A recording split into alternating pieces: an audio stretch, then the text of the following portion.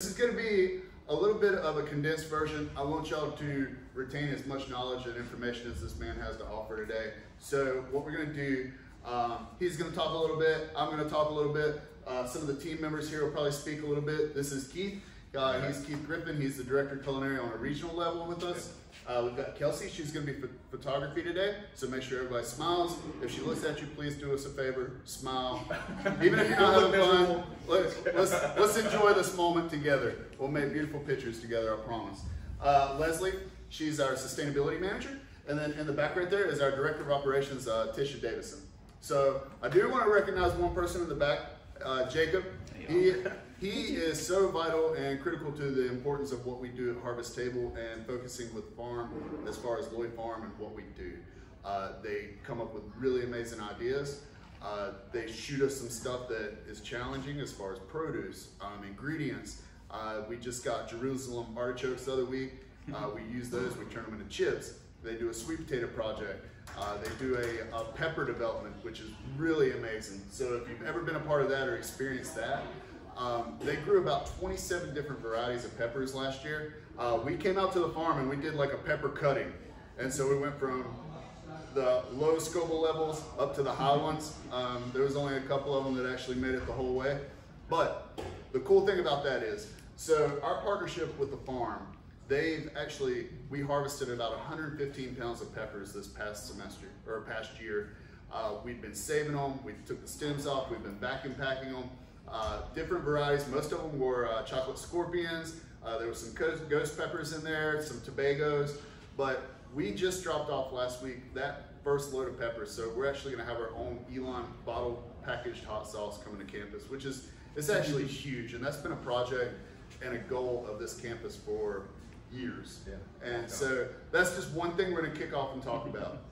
And I also have to acknowledge all the students who make the farm happen. That's this table here. Oh, cool. Awesome. A lot of folks here. So you know what I'm talking about. You probably correct everything I said then. Appreciate it. But no, it is a joy. It's a pleasure to have you folks involved. We are going to take a little trip today. We've got some really cool stuff coming on. I'm going to read the menu to you first, just in case I don't want to break in and interrupt Chef Kabui. But so we're actually going to be doing it's called an ambui soup. We've got kabocha squash in here. It's chicken stock, roasted garlic, roasted celery, red onion, some tamarind. This right here is vegetarian. It's not vegan. So do I have any vegans in-house? Perfect. I'll take care of you guys. One thing, so our next dish that we're gonna have today, we're gonna do a sauteed, we've got kale. We're gonna do the sauteed kale with millet. We've got a black bean compote that we made. We got some pulled chicken. We roasted some whole chickens. We pulled and we shredded some of the meat. So some of the meat actually the dark meat will be going to the soup, and then the white meat will actually be incorporated into the main entree. And then we also have a sweet potato cobbler that we'll get to in just a little bit. So really, don't focus on me and Keith so much, focus on Chef Kabui. I'll chime in when I need to, or I feel like I should, but other than that, the floor is yours, Chef. We're gonna start, taking care of the business here, and then what we'll do, we'll just drop entrees for you guys. If you do want some beverage, you guys are more than welcome to get up and get your own drink. But I'll make sure that we drop the entrees and the soups for you. Cool? All right, let's get at it. Keith, you didn't have anything to say? Why don't you say just a few things before I start? Oh, I mean, this is your house. This is Jonathan's house. It's everybody else's house. But guys, we're super excited. Yes, I'm part of the regional team. I was part of Elon for a long time, so I had Jonathan's position for a little bit of time, but I was on campus for about 3 years. I actually know some of you guys. Good to see some familiar faces. But we're super excited to have Chef Kabui here. This is hopefully a new partnership for us, not only at Elon, but at campuses all over the country. So super excited. I'm learning a ton. I hope you guys learned a ton today too. So thank you, Chef, for coming out. We appreciate it. Thank you. Wonderful. So again, my name is Kabui. Jadi Kabui is my official name. And I'll tell you slightly about my culture by starting by studying how we name our children. So in my culture, which is Gikuyu, Gikuyu, Gikuyu, that's the indigenous community I came from. So giving a big shout out to that community. Tell me where you need to stand. So Not there. not there. I'll start all the way over. All the way I want to stay away from Chef John, because he's doing me a great favor. Being in space and doing my work so that I can talk to you guys. Among the Kikuyu, all the names are set. If I have 10 children, I already know what names they're going to have. If I have 20, I already know what names they're going to have. So you don't choose the kid's name. The names are already set. And it's in that sense that we recycle people. So the spirits are recycled. In other words, we don't have to die to be resurrected. You resurrect people. But number one, those people who have already been back, who've been here before, we resurrect them through the name. So the first 2 children who are boys are named after their grandmother. The first 2 girls are named after their the first 2 boys are named after their grandfather. The first 2 girls are named after their grandmother. From there, it starts with the sisters and brothers of the couple, the husband and wife. Always start with the men. So the 3rd son will be named after my oldest brother. Then the 2nd son will be named after the mother's first brother. Then the 3rd daughter will be named after my oldest sister. And so on and so on. I'm saying that because that is really at the basis of our culture. Children, people, is what makes a community. If you don't have the children, you don't have the people, you don't have a community. Okay? So that's number one. Our concepts of food are very, very similar, or actually based on our perceptions about what we call spirituality. Okay? Because in our culture, the ancestors are not dead. The ancestors are us. We are the ancestors. And those people who are there are here today. So whatever I want to do to my dad, I have to do to my son. Because my son is not named after my dad. So very, very important concept for us to get before I start giving the lecture today. Because you're talking about food, right? So that's number one. So if you just use that as a basis of existence, of your ontology, your ontological worldview, that your being is that you've been here before, and you're connected to those people, not in any esoteric way. You're directly connected to people. You're that person who was here. They're here. So my dad didn't die. My dad went to sleep. That's the correct term. You don't see your late. Because my son is born. I have a son, you see him, his name is Kabul. So how I treat my dad is how I would treat my dad, that's how I treat my son. Because in the ontological existence, there's no difference between my son and my dad. Because my son is my dad. That's number one. Number two, note that every single person has 3 identities. So you are a trinity within yourself. Because my son is my son, obviously. He's my son, he's a child. He's not my dad. My dad is older. In this sense, in this particular sense, he's young, he's my son. My son is my dad also. So my son is my dad. He's my son also. But when he get a child, he's going to be my father because he would have given birth to me. So if I'm born and he gives birth to Javi, he's my dad as well. His dad might as well. So there is this trinity of existence. So in the indigenous sense, you are trinity yourself at all times. So if you want to talk about in a spiritual sense, like maybe if we compare and contrast to Christianity, in the American South, it's the Bible Belt, right? So people believe in the Trinity. We also have a Trinity, a concept of Trinity as well. But our Trinity also informs how we think about food. Because I can't respect my dad at all if I give him bad food, right? In the spiritual sense, people, the way Christians connect themselves to the higher beings is through what? Drinking the blood and and the body. Okay? So you're drinking and you eat. And eating and drinking connects you to your spirituality in the Christian world. Right? So in the same way, at least in the indigenous sense, is that we connect spiritually to ourselves, to the three Trinity. We keep it sustained because it's already a Trinity through food. So food was very, very integral amongst the Hikuri. So much so that people didn't just think, we talk about food justice, they didn't just think about food as something that you enjoy yourself. They thought about food in the collective community sense. But you cannot exist when hunger exists. So hunger wasn't what is afflicting you. Hunger is what afflicted the community. So I'll give you a quick example. Long time ago, before the coming of the colonization era, when my people lived as sovereignty, there was villages and there was walking highways that connected these villages. If you walked on those villages, as the community evolved, as time went, eventually communities or villages started building a hut by the walking highway, by their village, where one member of the community every day will take food there.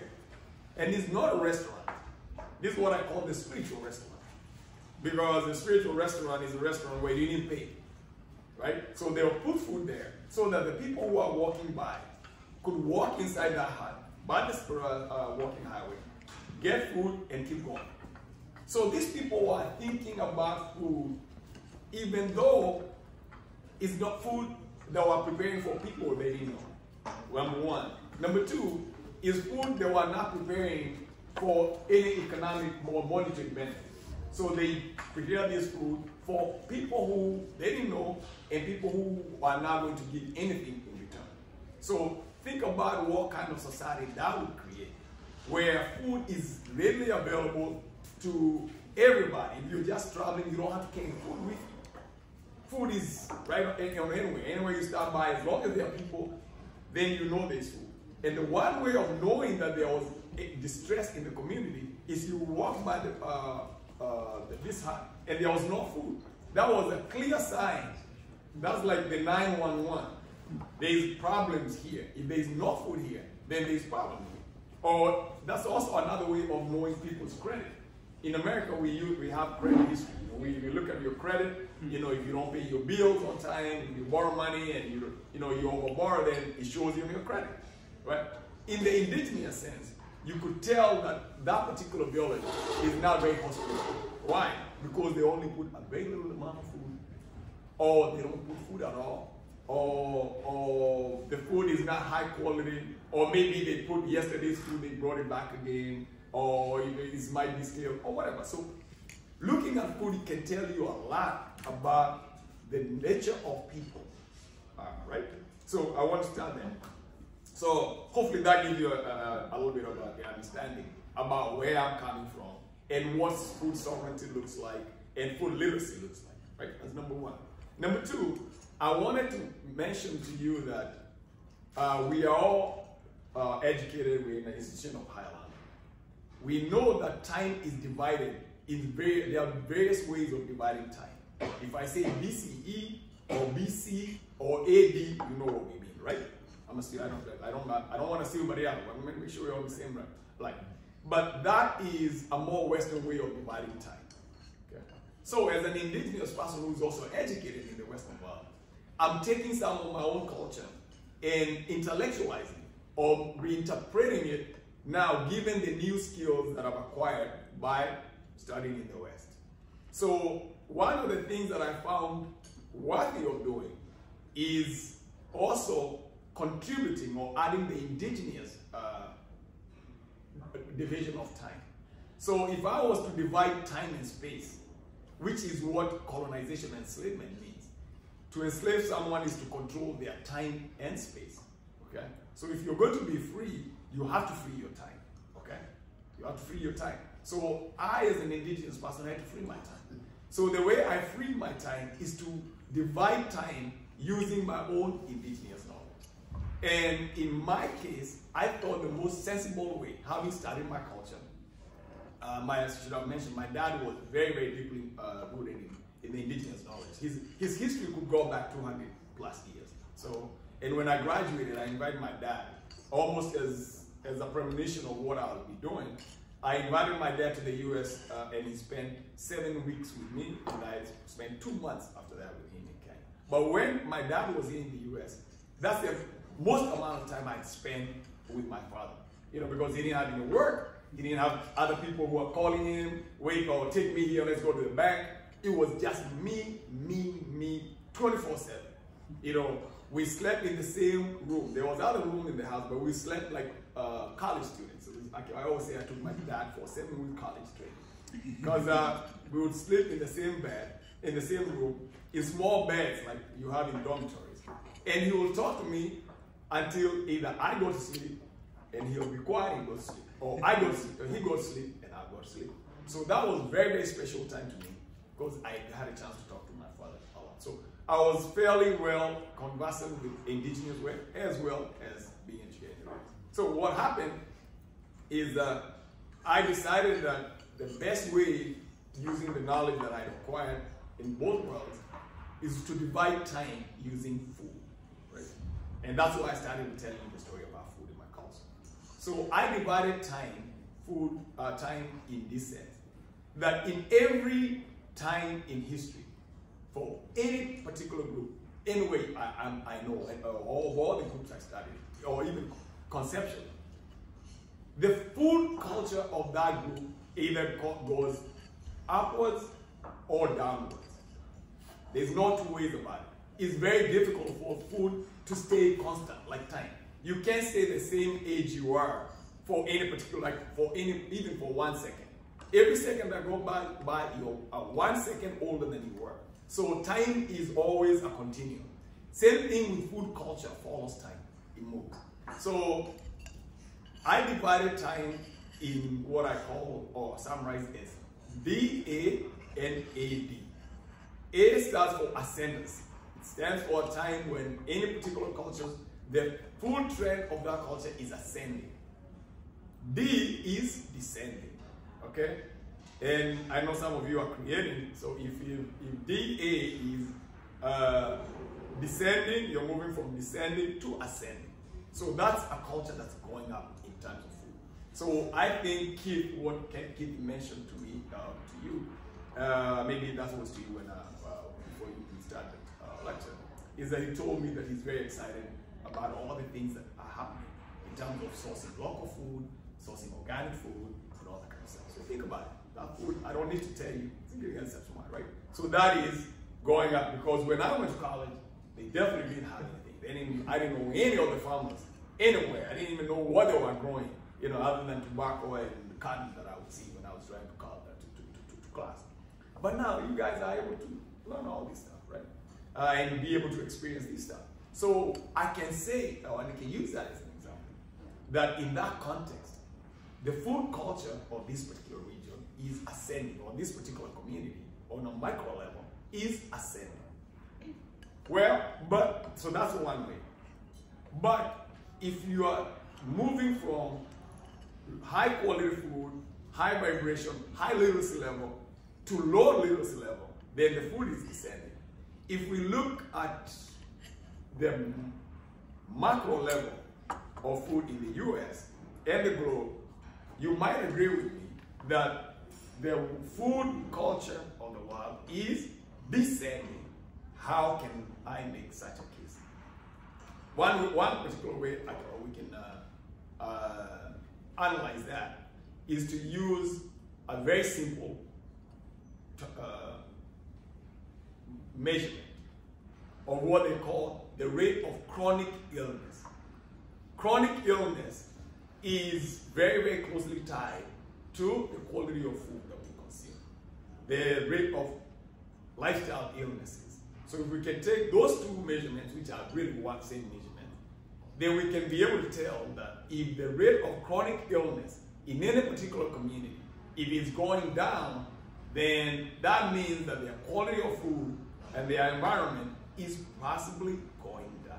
So those people are, so nationally or that particular measurement tells us that the food culture in that framework is going towards AD, from ascendancy to descendancy, okay? And I thought my friend thought it's funny when I say that and say, hey, if you're in DA and you add F in front of it, then you have what? FBA, okay? Maybe I have colleagues in the FBA who are thinking like I'm thinking in the indigenous sense, but don't bet on that. But anyway, so back to the idea of AD and DA is my way of dividing time, right? So when I divided that time in that sense, a lot of things made sense to me because you tie food to spirituality, and then you tie time to that spirituality and space to that spirituality. So you have another trinity going on. You have a DA, the concept of food, you have the division of food, and then you have time and space to it, or spirituality and time and space to it, and you have this trinity that really encapsulates what the worldview of the indigenous people are. Now, why did I bring that up and spend a lot of time to explain that? Is because the Western tradition, or the food in the Western tradition, for the most part, is AD. AD, from moving from ascendancy to descendancy. Why? You have chefs here, yeah? And these are people who are three of us, Trinity again.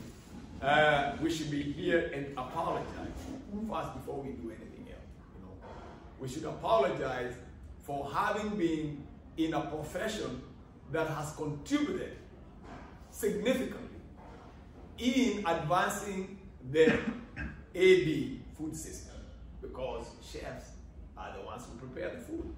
If the chefs say, look, I'm never going to prepare food that causes people harm, then okay, the whole system will crumble. Nobody is at the center of that food system that I'm explaining. The chefs are smack in the middle. They are in between the people who produce the food and the people who consume the food. So if the chefs say, nope, you guys are going to be healthy, or this food system is going to move from ascendancy to descendancy, or from descendancy to ascendancy, the chefs are the one. So let me tell you why that is the case and how that started. If you look at the history of a culinary tradition as we know it, when you see the chefs with the hats. By the way, anybody want to guess? Because I don't want to sound like I'm talking too much. I want to also think it. Anybody want to guess why you have these folds on the hat, on the chef's hat? You know, you see the hat. They put this hat and it has folds on it. You know, anybody want to guess why you have those folds or what those folds are for? By the way, do you know that? Ventilation. Ventilation. Yeah. Good. Very good try. The reason why you have actually there's 100 folds in that hat. Traditionally, we would have 100 folds because before you graduate, you had to know 100 ways of using the egg. You didn't become a chef if you from your head can enumerate 100 ways to use an egg in the kitchen. Okay? So interesting way. But think about it. The chefs before 1789, the chefs in Western tradition, and by the way, when I say culinary tradition, I'm talking about the tradition that came out of France and Italy. Okay? That's why we know, man, French food is one of the most expensive foods in the US. Because it's an long tradition of chefs that have really perfected the profession of gastronomy. So, these chefs before 1789, the chefs, especially in France, only prepared food for the kings and for the court, the lower court. They did not prepare food for the regular people. But in 1789, what happened in 1789? The French Revolution. You know what side the chefs were on during the French Revolution? What side of the struggle they were on? The wrong side. Thank you very much, man. I'm a strong guy here. A smart guy. I hope you're on the right side. That's why you said on the left side. You're right. But they were on the wrong side because they wanted the king to come back so that they can save their own skin and they can save their jobs. They didn't want the jobs to close down. Because once the king was gone, beheaded, and the wife, bam, the job was gone. So, but before we talk about what happened, let me talk about, let me talk about what was happening during the reign of the king, okay? King Louis XVI. During that time, the food that was prepared was not prepared for sustainability. It wasn't prepared for health. It wasn't prepared for economic, to be economical, to make sure other people are able to get it. It was prepared for opulence, to show how wealthy the king was, how much power he had, So it's just or nothing but hubris. The people who are eating that food was highly processed food, using a lot of all fried stuff because they had the particular capacity to make fried stuff. The capacity to make whipped cream and make sugar. They could afford to buy sugar from Haiti and all the other places. Haiti at that time was the most productive island, most profitable island in the world. It was producing like 40% of the sugar cane, 60% of coffee. Very, very productive island. But the food is being produced using what? Slave labor, enslaved people. So only the kings could afford to have that. Only the royal court would have to do that. So the lifestyle illnesses and the rate of chronic illnesses was very high amongst that small cohort of people. Okay. Having diabetes, we have evidence of that now. Medical anthropologists and archaeologists can go back and study that and see what kind of illnesses these people are suffering from and the like. They were having a lot of arthritis, they were having diabetes, they were having high blood pressure, all this kind of stuff, all the kind of lifestyle stuff. So after 1789, after the chefs realized the king is not coming back, you can't put somebody's head. They didn't have the technology to put a head back on the king. Or I don't think they have it now, but they didn't have it then. So they realized, dude, our jobs are gone. We might as well, all the time of these little people we were looking down on, we might as well start cooking for them. So they started cooking for people. So it became an equal opportunity work now. Illness show. So the same illnesses that the lawyer people are having in the court, everybody start having it, right?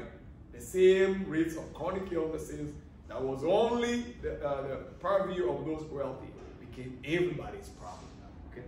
That's why I say the Western tradition has a AD food system.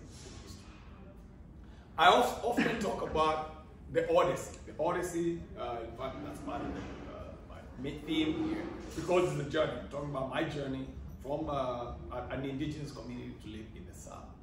And the reason why I use the word the Odyssey is because of the Greek books, the Odyssey and the Iliad by Homer, which is the one books I read again during the COVID, the beauty of COVID, or at least the good thing that came out of COVID, because I was stuck in the house and I ended up reading. So what happened is, I noticed that all these stories are in the Iliad. So I'm also drawing an odyssey of the food in the Western tradition. So to say this, how much time do I have? Also, I want to do my full time. I want to check the heat, make sure we have good time. Yeah. So why? It's in the Odyssey. The reason why I bring the Odyssey is because in my study, is on the Odyssey that the mythology of keep you're managing my time. You're managing my time, so keep me here. So you didn't jump, yes, I did. Sure. Yeah. So I mean, yeah. So it's in the Odyssey that the first myth that food is medicine first came about, right? So let's get that clear. Food is not medicine. Food is food. And the reason why I say food is not medicine is because if true, if you say food is food, then you're thinking they're interchangeable, right? So I ask people, when was the last time you took your boyfriend or your girlfriend to the pharmacy instead of taking to a dinner? You don't do that, right? Why? Because you won't go there. You only go there as an emergency. When is the last time you went to the emergency room just to chill out with your date? You know, say, let me take you to the emergency room just to chill out for a date. You won't do that, okay? You go there when things break down. You know, you don't go hang out at the car shop. Just to chill. You go to the coffee shop, right? You know, Starbucks is not the car shop. It's the mechanic. You know, the mechanic shop. So, but this idea has percolated in the Western tradition, and we've accepted. And I keep hearing people repeating this mythology over and over and over again. Food is not medicine, right? Medicine is what you take when you don't eat good food, for sure.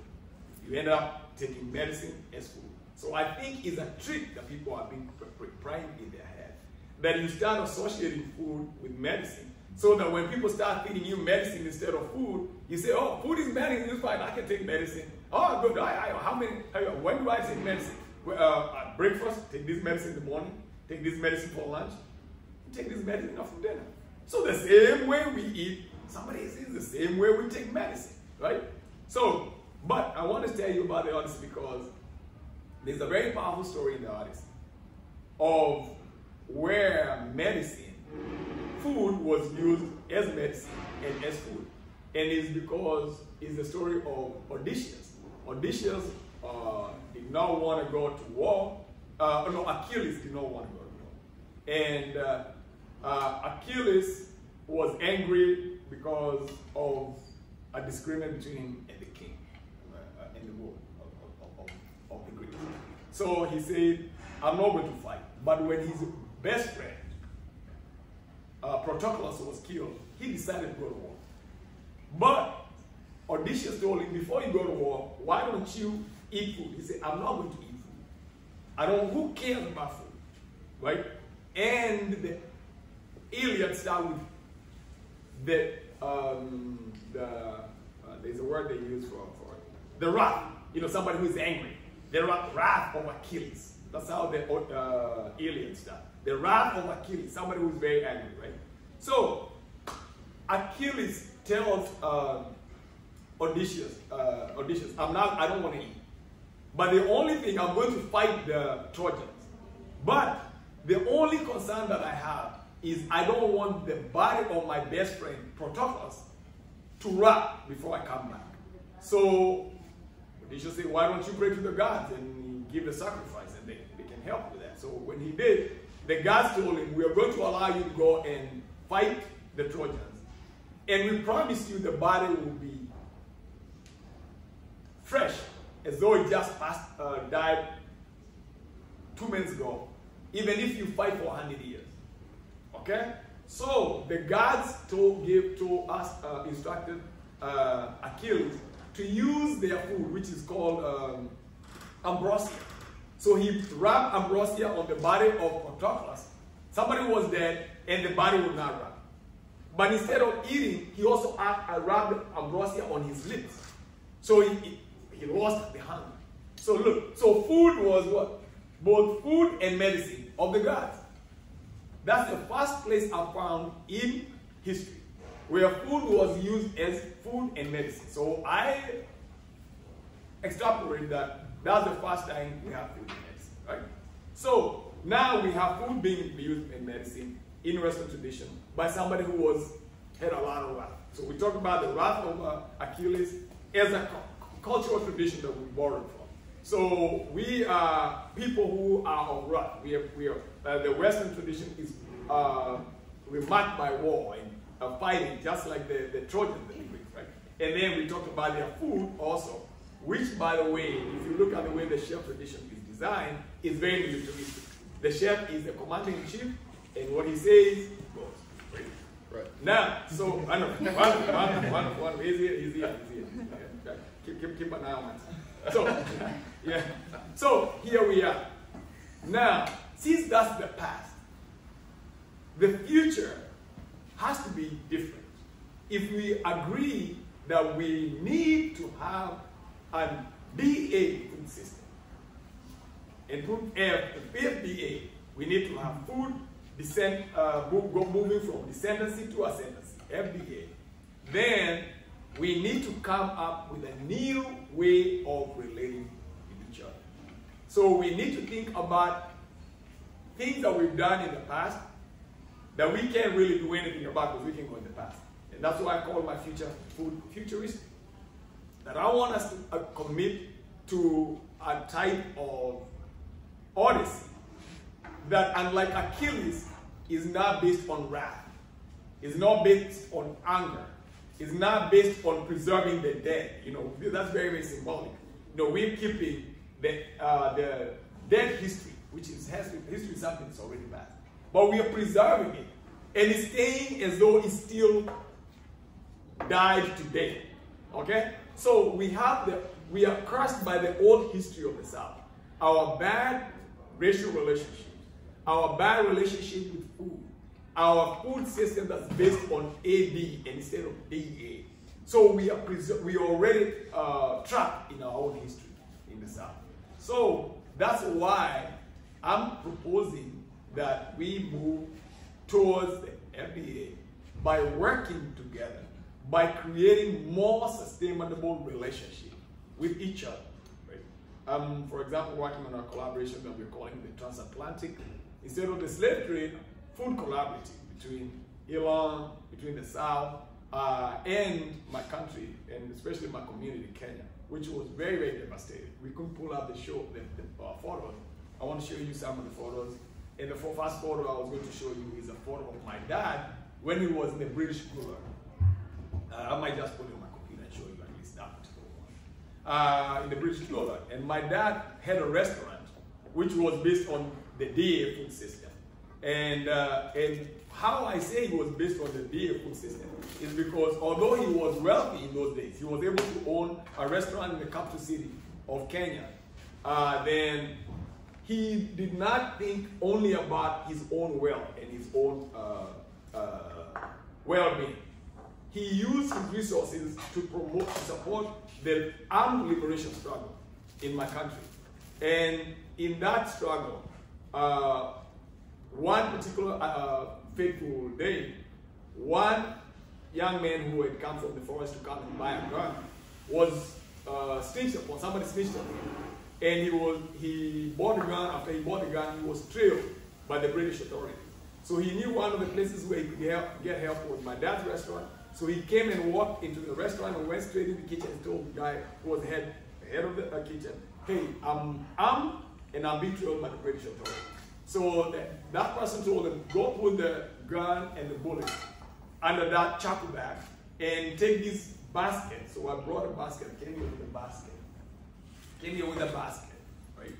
And say, go, pretend you're going to the market.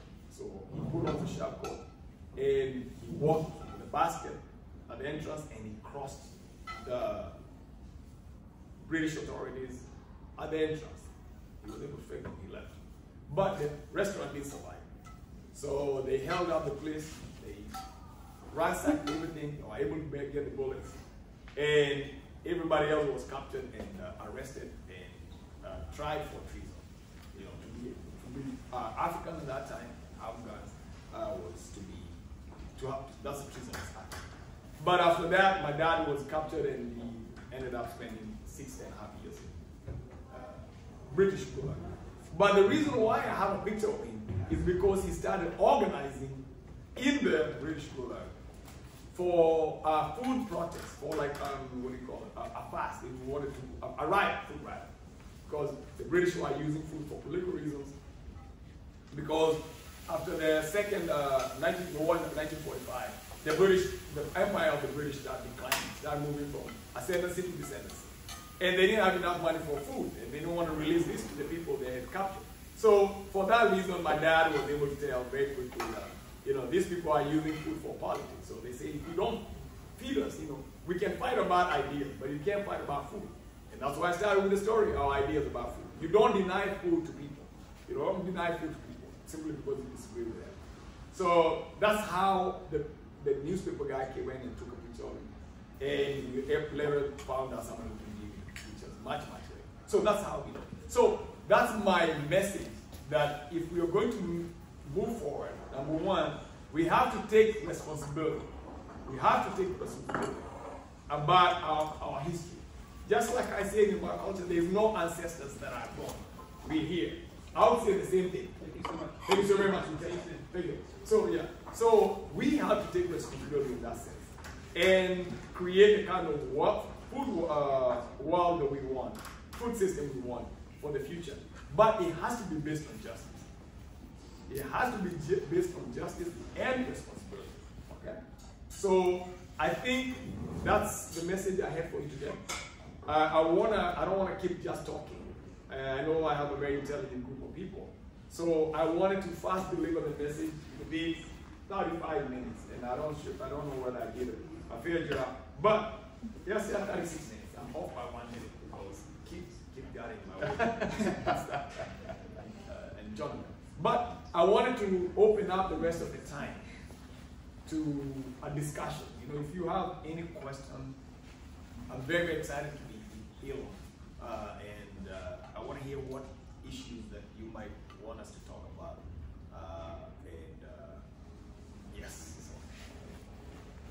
How does that sound? Does that sound fair? Very good. Yeah, now we don't just keep talking.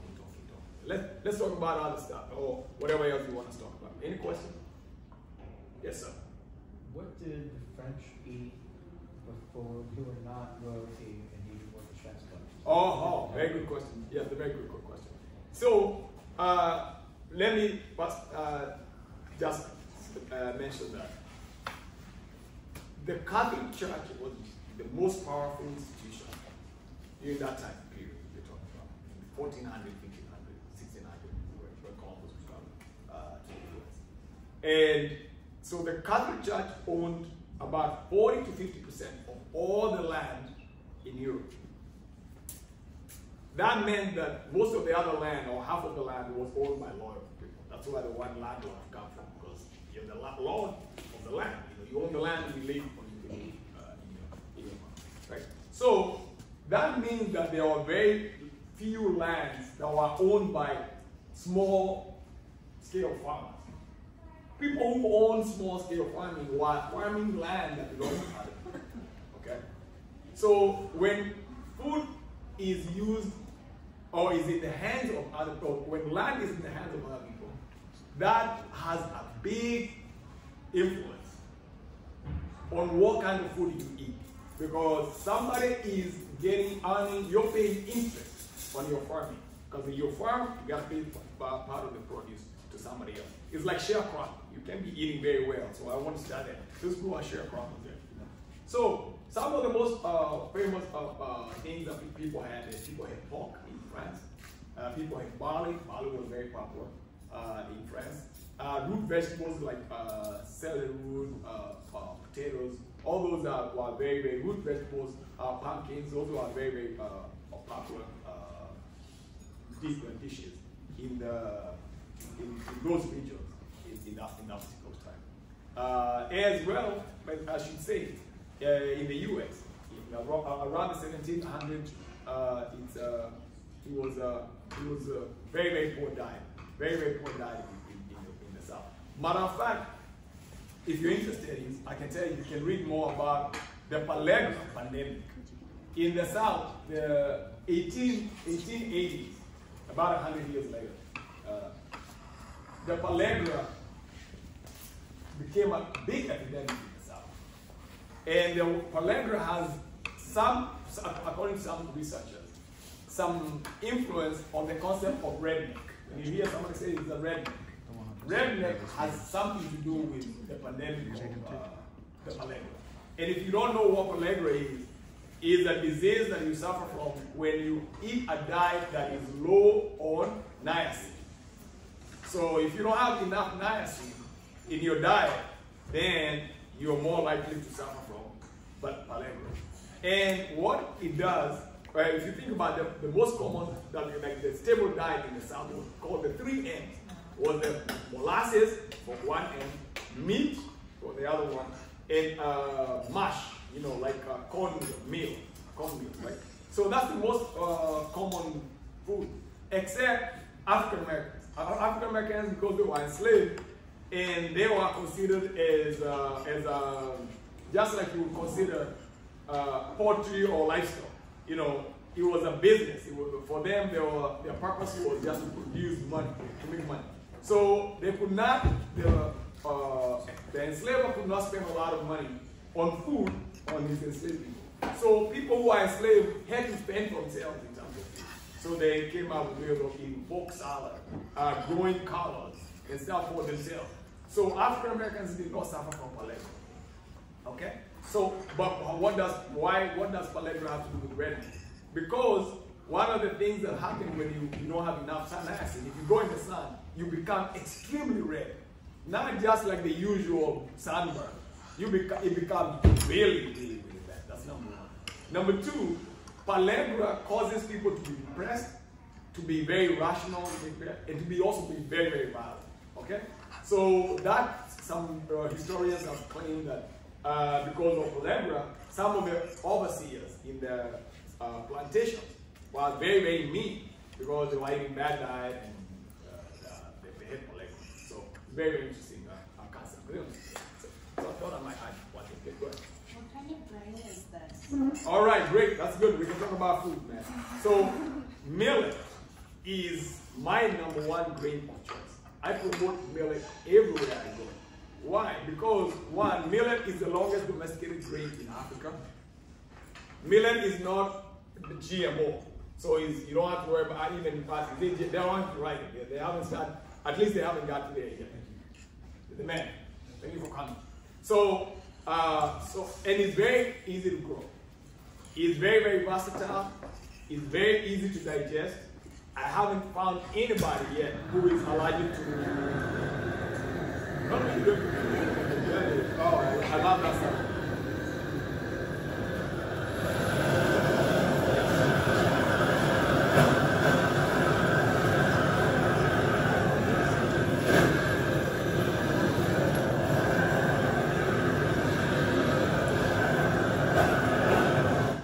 Man, that's just how advanced we are. When you make your pineapple, great, man, right away. Make it sweet right away. Yeah, right away, man. It's caramelized that sugar, right? Science, right? So that's why I promote the grain of millet, because it's man, it makes so much sense in the context of sustainability. Okay, and this is the kind of relationship that I'm interested in building with you guys and with Elon, whereby we can change, we can add some of the knowledge that can promote this DA food system that we want to have in the world, using some of the best traditions of each side. There are so many good great things that I've also learned from the West. There are so many seeds that hopefully I can show you. I'll bring the laptop and we can take a look at that I'm taking from the South, I'm taking back to my hometown, and we're growing them. Hawaiian heirloom seeds, certified Latin seeds, and the like. So that's why I use millet, and it's on that journey, on that odyssey of sharing good cuisine, things that are healthier, and things that don't have a very big, bad carbon footprint, okay? Because you're not using Roundup to grow it. It's not affected by a lot. The only thing that we had to do, and we used to grow the millet growing up, when I was growing up, is the birds love it. And that's one major to know it's good. And the birds love it. Birds like sunflower, they like millet, they like all kinds of good stuff. Birds know. Actually, I shouldn't say birds. Human beings are the only ones who don't know what to do. They are the only creature that eats things they know is really bad for us, is killing us, and we call it. You know, it's like saying this junk and I'm eating it. Okay? No other creature does it except human beings. Okay? Or at least human beings that are in the A-leaf food system. If you're in DA, you'll never eat anything that causes you harm. Okay? How did your relationship with food change when you had a son? Or like when you had children and were making those decisions for someone else? Oh, wow. Man, did you have to be that smart? Ask me a lot. That's not too hard question. Man, making my life easy. Because, man, now you don't have to make me tell a lot of stuff I might not want to say. But, kidding. Having children changed my life because in the context that I explained earlier, now I gave birth to my mother and my father. All right, a boy, girl. Okay, my mother and my dad. That's it. My father and my parents are so special to me in the food world, in the food sense. Don't forget about it, but they are so special to me because they are the ones who I credit with the knowledge that I have of food. I'll give you an example. When I was, three quick examples. When I was in high school, my father paid for me to eat probably what is the equivalent of the local food that you guys are eating. All my friends were eating fries and sausage, like a hot dog. A hot dog and fries. That's all. I went to a boys' school for high school. That's all of us, man, just ate fries. We thought it was so cool, and everybody would drink a Coke, a soft drink. Man, we thought that was, man. My dad came and said, I want you to eat this food. He went and paid for me to eat a 3-course meal. When I do the conversion, it's like $40 lunch. Pay for me to eat $40 for lunch. I'll give you an example. In high school, I had to pay tuition. The tuition for me at that time was $45. No? $4.50 for the whole year. Yeah. $4.50. $4.50 is how much I paid in tuition for the whole year in school. Yeah, $4.50. It's pretty close here too. Yeah, very good. I think so. Very good price. Very good price. Very good price here. You guys. I think I might come back to Elon for that price. But I was consuming about that much in a week, almost, or in a month. So in a month, I was 20, 140. So in 3 weeks, I'll spend the same amount. So you can imagine spending 3 weeks on food, spending the equivalent amount of your paying in tuition for the whole year. If you are staying here, I wasn't eating at school, just to attend. Let's say you're not sleeping here, and you're not eating here. Just to come and study, you're going to, and other people's uniform for PE and like physical education stuff, and books they don't give them. So it's ridiculous amount of money my dad was spending on food. That's number one. That's my first story. The second story about my dad would get angry if he showed up and found me eating fries. I said, why are you eating fries for dinner? No, man. He'd get so angry he would not speak to anyone. For that, if he found me eating fries, pissed off, he would speak to anyone. Right? So, when you think, then 3, my dad started to work for food activism before I was born. So he made it me so privileged. I'm so privileged because of the work he was doing. So I don't have to start from scratch. For me, I always say, I don't have to opt, I don't have to choose this work. Some say, how did you choose to go? I didn't choose to do it. What do you mean, choose? I was born in it. Like two tells me, how did you choose to be born black? I didn't choose to be, I was just born black. I didn't know there was a checkbox that you say before you're born, wherever you want to be. Same thing for me. The only thing I can do, I can only opt out of this work. But my dad, he laid the foundation for it. So because of that, when I look at my children, then it's important for me to say one more thing. Because you might hear in a podcast that's going around, some student want to upload it in some network, Elon. I did yesterday talking about mental illness, the connection between mental illness and food. Okay. So, but in that podcast, I narrated the story of my mother's mental illness. And my mother was mentally ill, and she was checked in the insane asylum, right? And without being told by anyone, on Saturdays, I'll cook for my mother. I'll cook breakfast, lunch, and dinner. I'll pack it in one of those containers that have multiple layers, and you have a handle, and you don't have to put it in a bag because it's already itself. It's a bag, and I'll walk with it, and I'll walk about 2 miles, and I'll go and spend the whole day at the insane asylum with my mother, just watching her eat, because she taught me a very, very important lesson of mother's fact. Because I noticed that when my mother was eating the food she loved, she would be like almost like healed. She would have a sense of calmness. She wasn't maybe cured but she was sober for a while. That's number one. Number two, it struck me. At first, I was just thinking I was doing for just a little while, but like today, just like you give somebody a gift, and then that's it. But when I saw how my mother was reacting to it, I kept doing it. I kept doing it. I kept doing it. Every Saturday when as a young second in high school, I just go all my Saturdays. You didn't have to ask where I was. I was going to be at my mother, cooking for her and telling her story. Now, somebody say, man, my daughter said, man, that's a lot of work. I said, nah, man, I wish you knew how much of a blessing it was, because it taught me a lesson that I don't know how else I would have learned the lesson. Because this is what my mother used to do. My mother, because she's not together, she'll ask the nurses, what's today? And the nurse will say, oh, today's Tuesday. Oh, man, it's Tuesday. How long before Saturday get here? Oh, man, where's mommy? Oh, man, you have this. Oh, okay, fine. Then she said, today's Friday, tomorrow's Saturday. Wonderful. My wonderful son will bring me the wonderful food, man, that I really enjoy. And let me tell you, now they were all friends all week. They become enemies after she knows Friday. Say, you bring me really bad food. don't bring me that food tomorrow. I don't want that food tomorrow, because my son will bring me the food I love. And then I was like, man, I want to see this son. Some of them guys don't know me. So one nurse came and said, hey, you know, your mother, man, she gives us a hard time on Friday. Friday, we are cool Monday through Friday. Man, Saturday roll in, we have the enemies. She don't want to talk to us, man. She's like, man, what she will do, she will stand by the corner because it was black. And because I would walk, and I was walking uphill, so when I get to a level where she can see my head as I'm coming up the hill, she can see it's me, she'll start singing.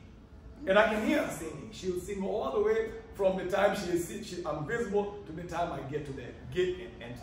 And she'll sing. So she touched me. So saying all this, why am I sharing this story?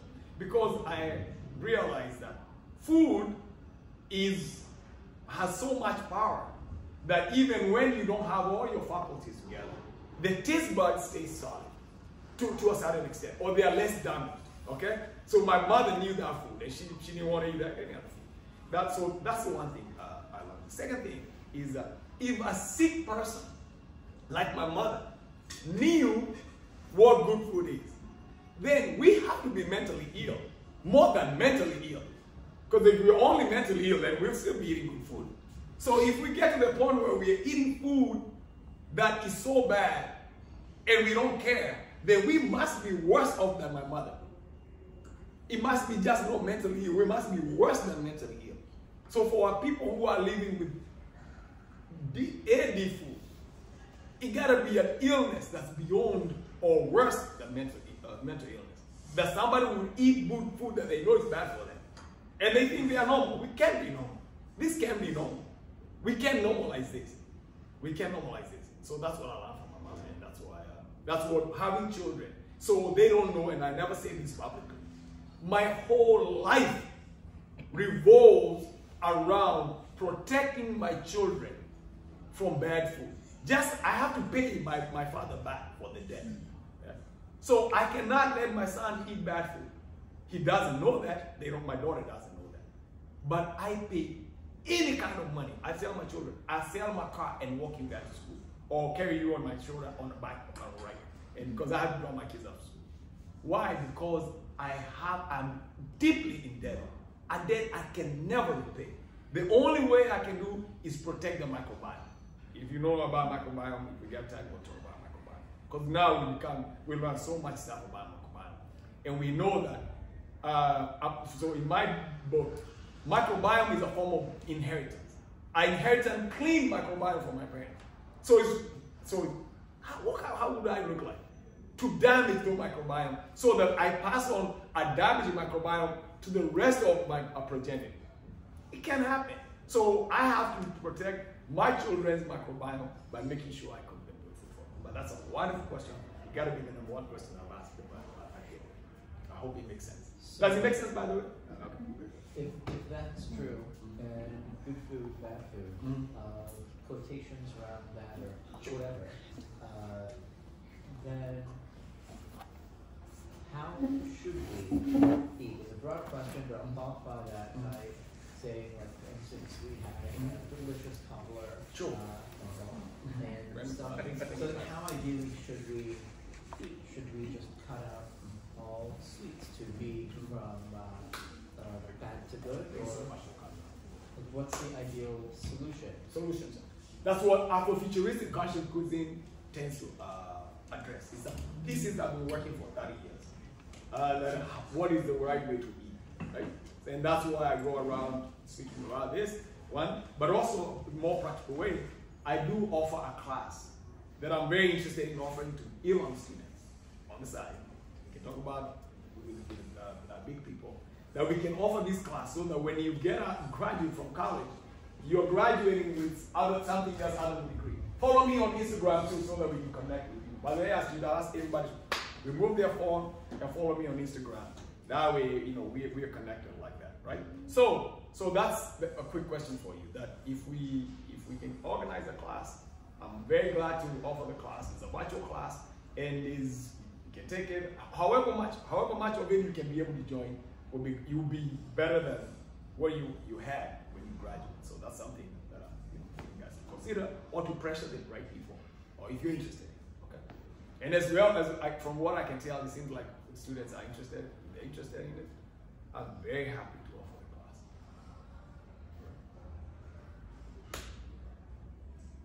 So I'm assuming that now, if you can pass my laptop, Chef. And I want to think about it, man. This guy is the greatest chef here, man. He's a big guy. And he's making my work so much easier by doing the work that I should have been doing just so that I can talk to you. So I want to give him a big shout out. And then have his boss here too to support me. It's great guy, man. It's great. So let me see. Any other question? What is your primary role? Like, where do you work? What do you do? This is my primary role. You are my primary role. Like, you don't work for Harvest Table. Do you work for Harvest Table? But they might hire me now. Yeah. I'm hired. I'm recommended, man. I'm highly recommended, right? Yeah. But what I do is I collaborate with people like Harvest Table, and I add the indigenous component, and I use them as a conduit to spread the message of indigenous people, a voice that has been greatly suppressed, and we are all worse for it. We are all worse for it. So that's what I do. But I should say that I'm also working to build a food literacy and sustainability center in Kenya, where I was born.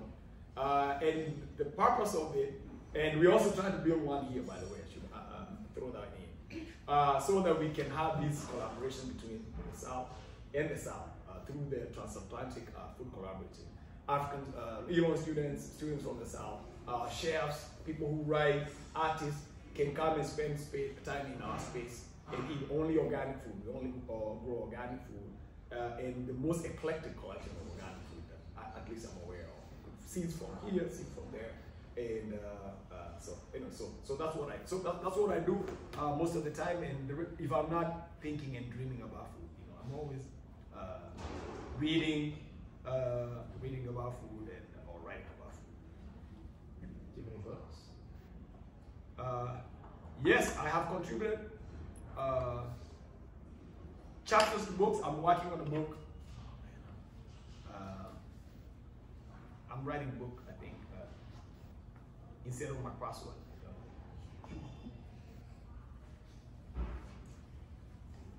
So yeah, so I'm working on a book. I'm building a collection of essays. I have a blog, by the way. I have a big blog on my website, and but also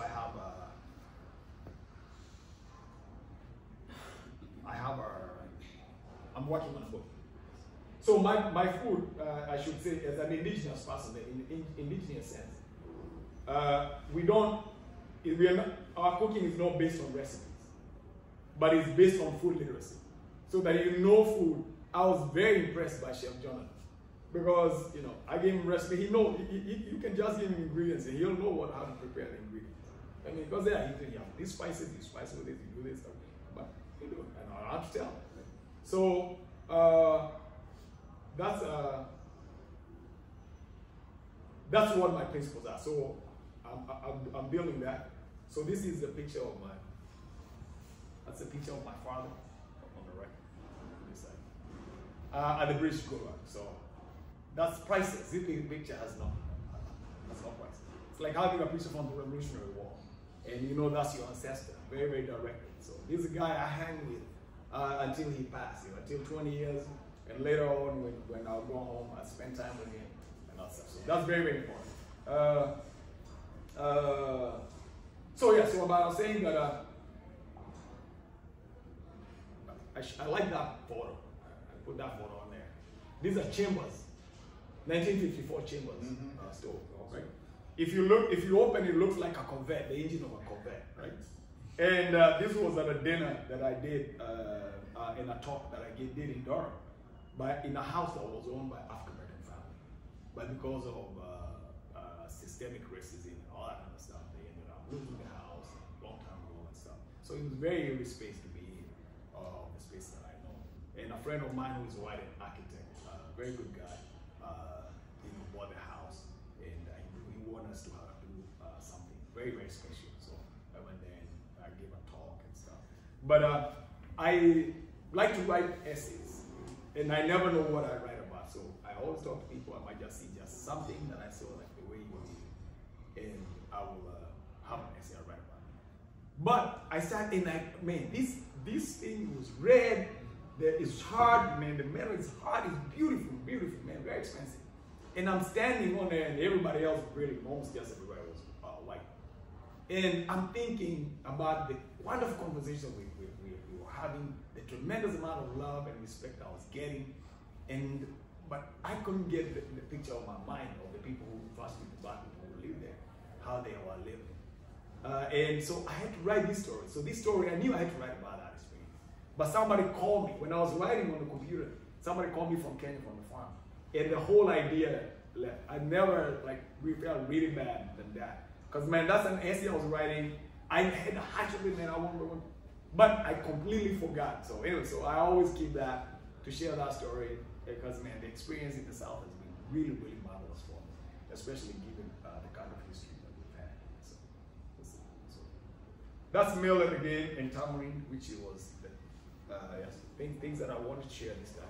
It's part of the meal that I'm preparing, the basis of some of the meal that we're preparing here. That's a professor who's a friend of mine at the University of Greensboro. I have a very good collaboration with them. She's been very, very big support of my work. That's just one of my issues.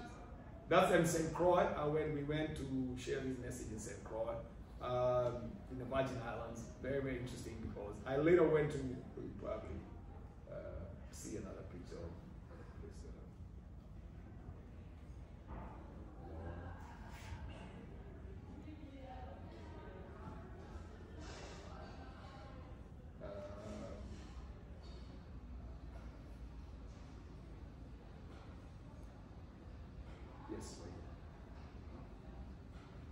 So that's in Iceland. Iceland was a colony of Denmark. And Denmark also colonized the Virgin Islands. They sold the Virgin Islands to the United States. So I had an opportunity to spend 3 weeks in Iceland on a residence. Very, very special time because I only had 3 gigs, I think. So I had all the rest of the time, it was just speaking engagements. And we prepared some food, and people are very helpful as well. They're just here. But I had a chance to visit a place I have never ever visited before. I never thought. I used to read the sagas of that's Iceland, right? So we did a tour in there, and democracy. This is called the Great Edict. I went to the location where the oldest land-running parliament took place in 903. It's called Othy, and these people who are running away from the autocracy of the church went to Iceland and they designed their own government. And they met at this place right here. And during the middle of the summer, like the first 3 weeks of June, they will travel with horses from all over Iceland. It'll be like 2 weeks journey. If they all come, they'll meet, they'll have parliament, they'll pass laws and stuff. It's an amazing place. So I had a great time. So anyway, so those are some of the photos that I had. That's my dad when he came to visit the U.S. We went to eat at Whole Foods.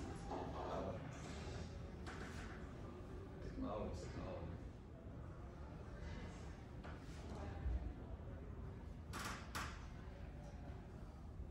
So that's my dad. You can see a nice photo of him, but that's me and him. At Whole Foods when I was a little younger than about your age. So anyway, so very, very good memories of that time. And those are some of the seeds I took. I took seeds, 80 different types of seeds, different ones. 80 heirloom and organic seeds. So we want to have the most eclectic garden in my own village where I was born, which I'll show you a picture of. And as we wrap up, that's a picture of my hometown, my village. Yeah, that's my village. Actually, my ancestral home, right? Yeah, that's a picture of my ancestral home. So I think the bell has rung. So I think I'll accept the message, and I'll take another question if you have one. I'll show you. Maybe I can show you if the bell doesn't ring again. That's a typical kitchen. You know, this is how I spend time in my youth in the evening. All evening I'll be sitting like this lady. That's how my mother's kitchen will have. Below the cooking hearth was a stand where you put the firewood, so that while you're cooking, the firewood is dry. That's the purpose of it. You can see even it's smoking in there. So those are some of the memories that I have of the kitchen. That lady, this young girl, was very smart. I think she was a top student in my village school. And so the family sold us some traditional objects that we are keeping if we want to open a museum too on our space at the food literacy center. Because some of this old stuff is dying. And so that's exactly how I used to sit. I would sit and look at my mother, and listen and stuff. So some of that smoke and some of those flavors have been infused in my DNA now and stuff. So yeah. So I think that should be enough. We can look at more stuff. I see the time is looking good. I think we give Chef Kabui a round of applause. He's done an amazing job. Thank you for your time. Oh, thank you for all. I think it's been an amazing story. The amount of knowledge that this man possesses is amazing. So, I thank you guys for coming out. This is a rendition of a teaching kitchen that we normally do. We'll be advertising a bunch more coming up in the semester. That'll be some of our house stuff done, but this was a definite tribute to Chef Kabui and the menu ingredients that he provided, and it was how we took and interpreted his ideas and put it on the plate. So, thank you guys for your time, and hope you'll have a great day. Thank you. Thank you guys. Thank you very much. Yes. And reach out if there's anything I can do for you. Please don't hesitate. All right. And there's something we can do better. Definitely let us know. It'd be good if you can complain about about this. It would have been easier, much easier. You gotta complain to be American. Thanks so very much. And that's the Michael. Okay. Took microbiology in high school. Oh, it's all okay. Should have room for all this. But it's okay. Yes. Okay. So love something in more detailed answer. So, what way? Okay.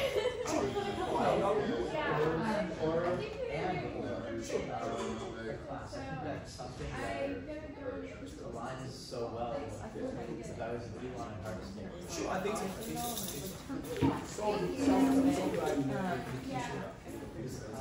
Also been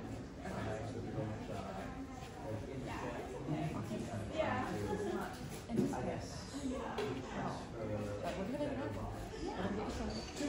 Already have fun first week. So ready. Yeah, it's gonna be great. I'll let you know.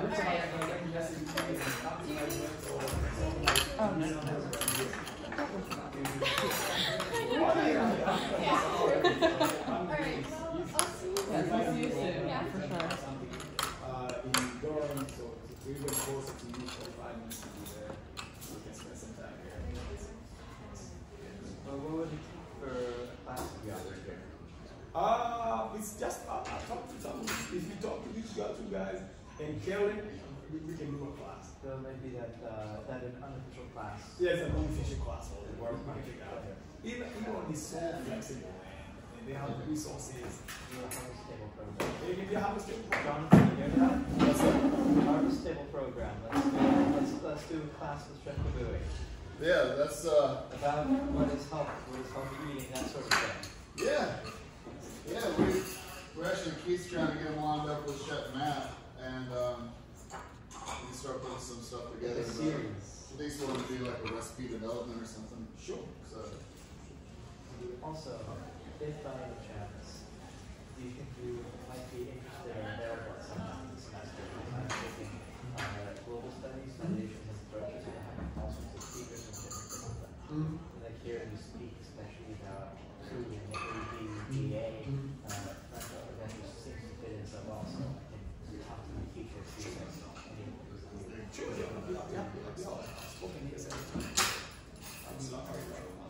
What's your Instagram? Chef Boy. Chef Kabui? Yes. And I'm going to follow your blog and try to read some stuff. True. And give me some feedback. So interesting. So relevant. Thank you, man. I'm glad you find it interesting. That's giving me feedback. Yeah, that's me. There's links to check your website. Yeah, exactly. That's it. Fantastic. Okay. Thank you so much. Send me a direct message about the class. Absolutely. I'll keep you posted on when I'm going to talk to a kid But about that class, it should be serious. Yeah. Serious, it should be great. That's what I think. Yeah, there's so much stuff that is doing. I can't just share it. 2 hours is not enough. 40 minutes. No, it's not. Yes. All right. So keep that. How long is your residence? 2 days. Was that yesterday and today? So this evening I'm done. I guess I'll see you next time. Next time. So is this Hunter, get you very nice to meet you, Hunter. Yeah. And I want to follow up on that conversation. All right. Absolutely. Or if nothing else, I would just love to hear a little bit more personally about Oh, I believe we can do it. Hey, how you doing? What's your name? Jonathan. Yeah. Oh, really? Yes. Oh, my goodness. You got one and now you're talking about No, it was great. It was great. Okay. I hopefully I didn't see No. Perfect. It was great. Yeah. I just have to say. Yeah. So I see it. Good. Waiting for us. Lakeside Pizza. No one? Yes. Oh, yeah. That's a big town. And specialty pizzas. Definitely. Oh, I mean, yeah. Yeah. Great, and especially the Yeah. I'm Fridays. talking about Those, they work. Yeah. They work. Okay. Bring that Yeah, back. about All right, will do. Yeah. I do. Okay. I will share I'm thinking other about thoughts. Thank you. Really Yeah. program. I'm so happy. Yeah. And my mom keeps telling me, Mom says, oh, you're doing the teach right. I hope you'll teach cooking. I remember that offer that one time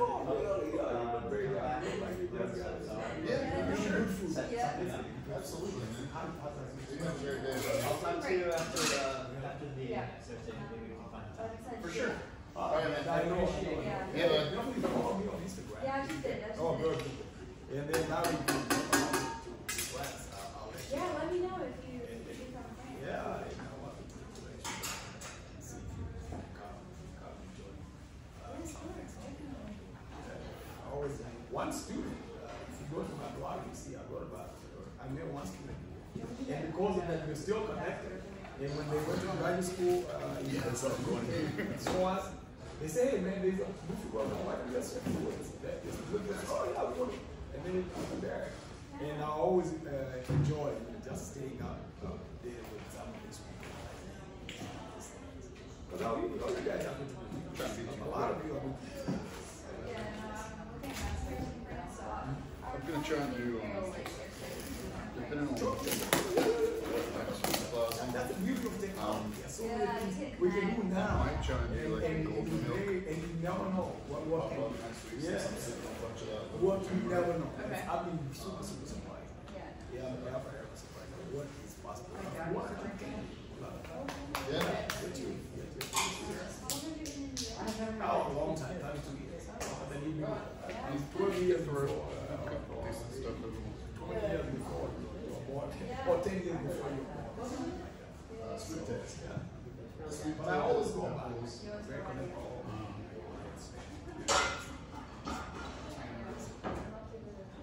Yeah, I would like to. I would offer you time. That's what we do. We're building that same stuff.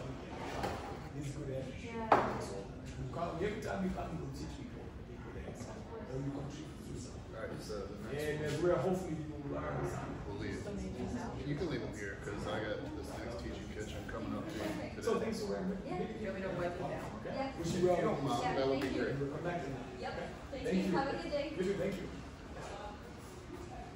Chef, you did it again. I think that went well. Yes. I mean, sorry for the. Oh, no, I'm kidding, man. Well, listen, I don't know how to do that. Oh, so- don't worry about that, man. I'm just kidding. I'm just professional kidding. I character. don't care, man. Man, I get away. I'm done. I'm done with worse situations than we, and we still came out. We still did.